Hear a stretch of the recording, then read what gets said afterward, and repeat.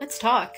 So in Tennessee, the legislature's idea of a exception for their very restrictive abortion ban in the case of SA and incest for minor children is that the minor must come forward within 8 to 10 weeks of their last menstrual cycle in order to qualify for said exception.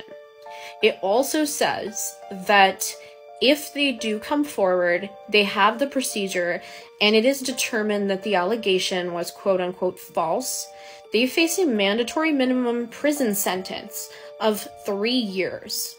And keep in mind, we are talking about children between like 10 to 13, I believe, in these laws. And we're talking about putting children in prison for not wanting to birth children. And keep in mind, like, the law does not get into specifics about what it considers to be a false allegation. And specifics are very important there because an allegation of SA can be very difficult to prove in court, and that's part of the reason why many victims of SA do not come forward, because the standard of proof is high. You go through character assassination as fuck by the defense attorney of the person who has been accused, and at the end of the day, that allegation may not be provable in court. That doesn't necessarily mean it didn't happen. That just means that there wasn't enough evidence for a judge to say yes, it did.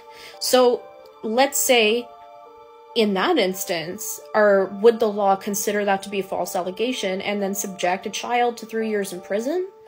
Because they don't specify.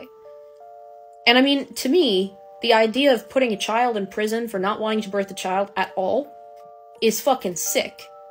And the fact that you got grown men making laws about children having to birth children, it's fucking sick. It's sick. I don't even really know another word to fucking call it. It's disgusting.